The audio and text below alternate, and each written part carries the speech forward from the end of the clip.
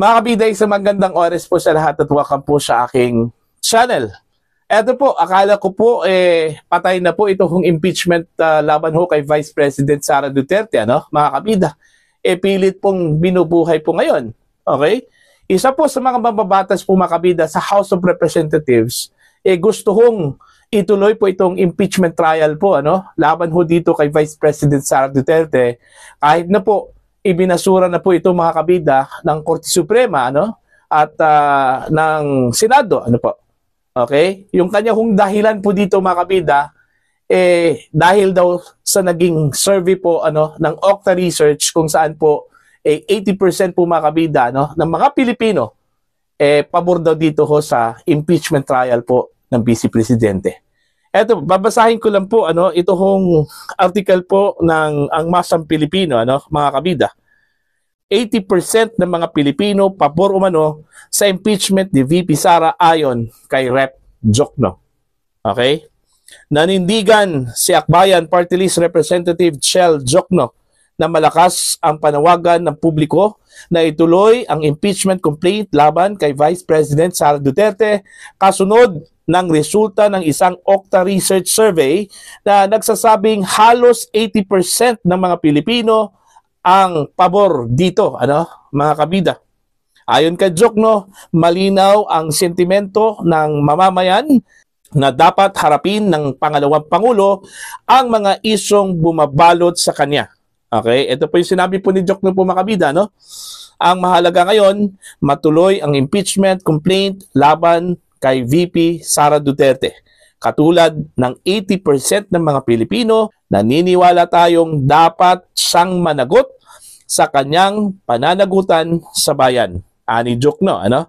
Batay sa naturang survey, 69% ng mga taga Mindanao at 92% ng mga taga Visayas ang nagpahayag ng pagsuporta sa pagpapatuloy ng proseso. Idineklarang may malawak na pagkakaisa sa panawagang panagutin ang pangalawang pangulo sa mga isyong kinakaharap nito. Ayon. So, ang pinagbasihan lang po mga kabida ni Congressman Chel Jokno, ano? Ito hong survey po ng Okta Research. Ang tanong po dito, gaano po ka-credible, ano? Ito hong survey po mga kabida ng Okta Research.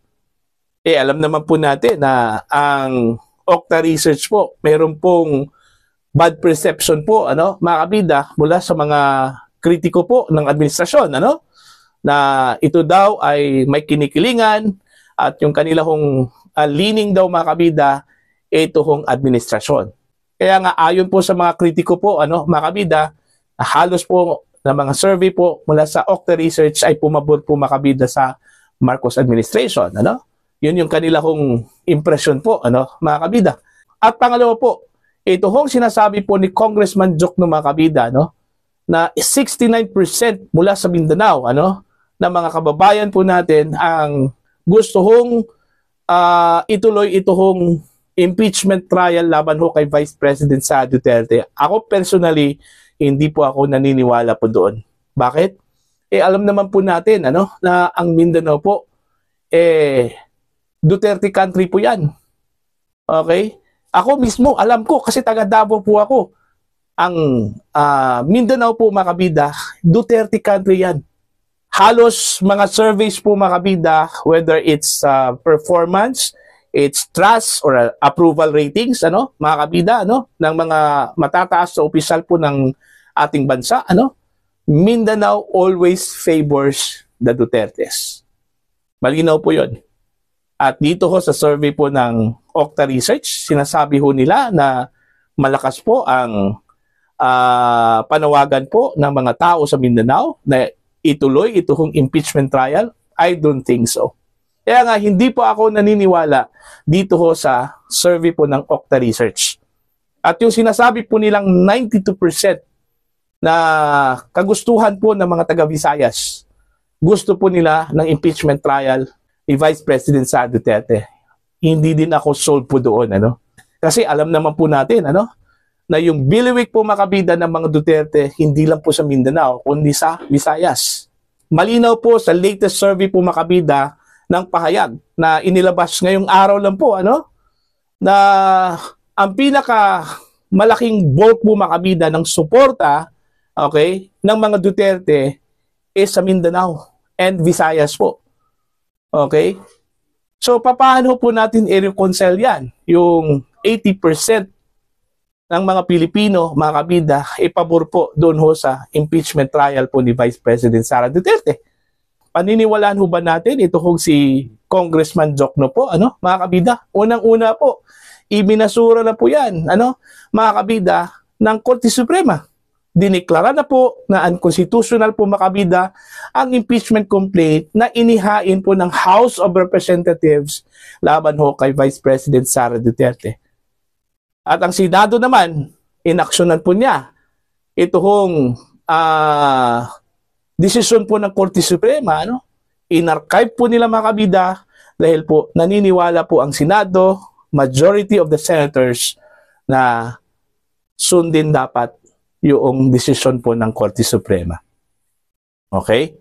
Now, kung gusto talaga nilang ituloy itong impeachment laban ho kay Vice President Sara Duterte, di mag-antay po sila sa February 6. Kasi malinaw naman po sa batas po natin, mga kabida, na mayroon pong 1-year bar doon ho sa paghain po ng impeachment complaint laban ho sa the same person, mga kabida. Same impeachment, same person.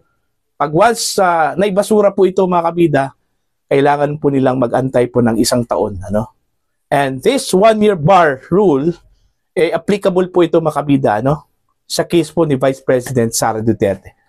So yung 1 year po, magaganap po ito, mga kabida, sa February 6, 2026.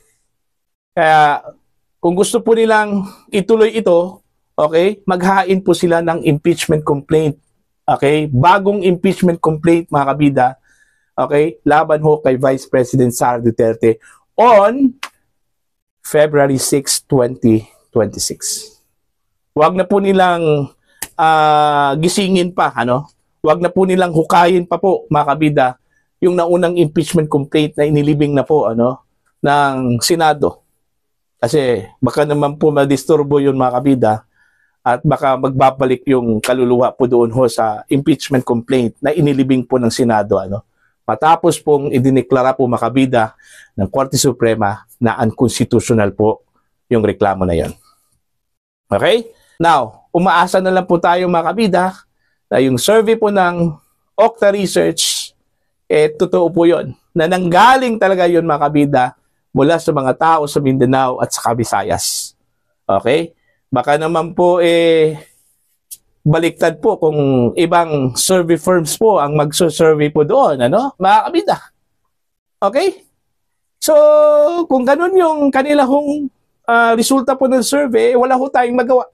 Sa kanila po yun, mga kabida, basta ang mga taga Mindanao hindi po naniniwala na pabor po sila sa impeachment trial po laban ho kay Vice President Sara Duterte.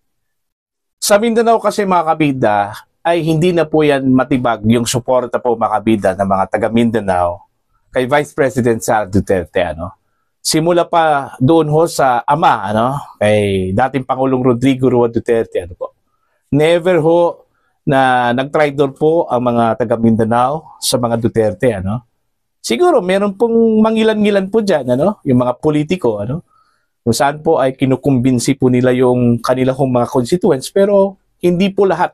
Majority pa rin, mga kabida, sa Mindanao sumuporta po sa mga Duterte. Kaya hindi po ako naniniwala na ang mga taga Mindanao po, mga kabida, gusto hong ipa-impeach ito hong si Vice President Sara Duterte. Okay? At maging ito hong Visayas. Alright? Malinaw naman po, mga kabida, sa nakaraang eleksyon po, diba? Yung influence po ng mga Duterte sa Visayas, lalong-lalo na po sa Cebu, overwhelming po yun. Okay? Yung mga kalaban, hindi halos nakaporma po, mga kabida, sa nakaraang eleksyon. Kaya doon po nagkaroon po ng sukatan, na itong influence po ng mga Duterte ay nananatili pa rin, mabisa pa rin, mga kabida. Andyan pa rin. Hindi ho maaring tibagin po, mga kabida, dahil lang po sa mga paninira laban ho sa mga Duterte, So, yun po. Para po sa inyo, ano po ang inyong posisyon ho dito, Okay? Kailangan ho bang ituloy ito hong impeachment laban ho kay Vice President Sara Duterte sa kabila po, mga kabida, na diniklara na po ng Korte Suprema na unconstitutional po, mga kabida, at ibinasura na po ng Senado? Okay? Pwede yon. Pero panibagong impeachment po, mga kabida, after sa isang taong bar rule, mga kabida, na sinet po ng batas po natin. Sa Pebrero 6 po, pwede na pong maghain po ito hong mga kritiko po ni VP Sara ng impeachment complaint. Para po sa inyo, ano po ang inyong opinion at pananaw ho dito? Please comment down. Sa mga hindi pa po subscribers sa aking channel, please subscribe. Just click the subscribe button, click the notification bell, click all para updated po kayo, mga kabida, sa aking mga uploads. Maraming salamat po sa inyo lahat.